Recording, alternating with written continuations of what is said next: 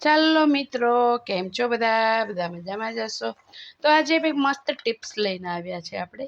આ છે આપણે મસ્ત મસ્ત આ જાંબુના ઠળિયા. અને જાંબુ ખાય અને આપણા ઠળિયા ફેંકવાના નથી મિત્ર. આપણે સરસ ધોઈ કોરા કરીને સૂકવીને ચોખ્ખા મસ્ત કરી લીધા છે.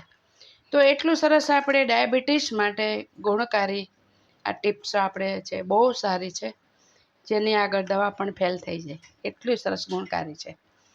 તો એની અંદર આપણે નાખીશું 2 ચમચી અજમો, થોડો ઘણો શેકેલો, બહુ નહીં શેકવાનો, થોડો ઘણો શેકવાનો.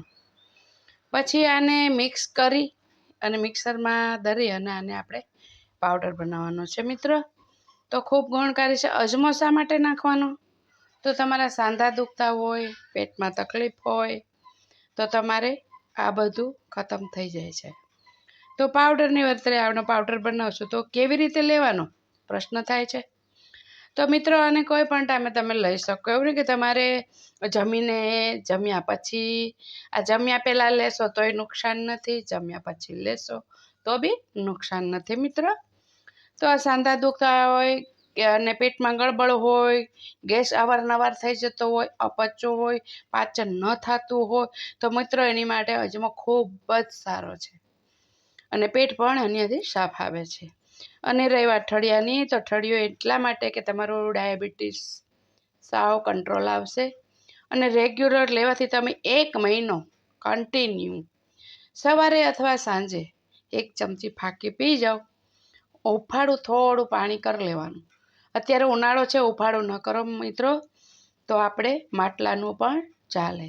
એની સાથે ચાહે તમે ખાલી પેટ લો, ચાહે તમે નાસ્તો કરીને લો, ચાહે સવારે યા સાંજે, કોઈ પણ ટાઈમે તમારે દિવસમાં 1 વખત 1 ચમચી લેવાનું. તો ચાલો આપણે આનો પાવડર કેવી રીતે તૈયાર કરવાનો મિત્ર. તો આપણા નાના જારની અંદર બંને સાથે મિક્સ કરીને આપણે દરી લેવાના છે.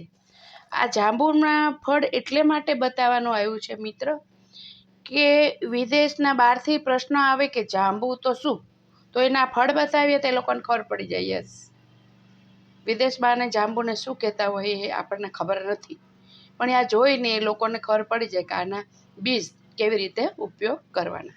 આપણે ઠળિયા કહીએ, એ લોકો આને બીજ કહે, એટલે જાંબુ બતાવવાના. બાકી આપણા ગુજરાતમાં તો જાંબુના ઠળિયા ખાલી બતાવી દો ને તો બી ખબર પડે કે આ જાંબુના ઠળિયા, તો કયા જાંબુના ઠળિયા.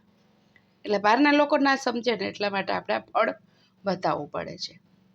ઓકે મિત્ર.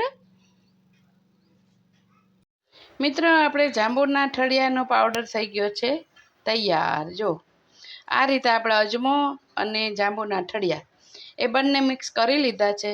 તો આ માપની આપણે ચમચી લેવાની, બહુ મોટી પણ નહીં, નાની પણ નહીં. પછી આ રીતે 1 ચમચી ભરીને આપણે પાકી જવાનું. ડાયાબિટીસ મિત્રો ફૂલ ગેરંટી, તમારે એકદમ ડાયાબિટીસ મૂળમાંથી નીકળી જશે, પણ તમારે 1 મહિનો કન્ટિન્યુ લેવાની ખૂબ જરૂર છે. તમારી ગોળી પણ બંધ થઈ જશે ગેરંટી સાથે. એટલી બધી તાકાત આ જાંબુના ઠળિયાની અંદર છે. તો મિત્રો કેવું લાગ્યું કહેજો. તો લાઈક, શેર અને સબસ્ક્રાઈબ મિત્રો જરૂર કરજો.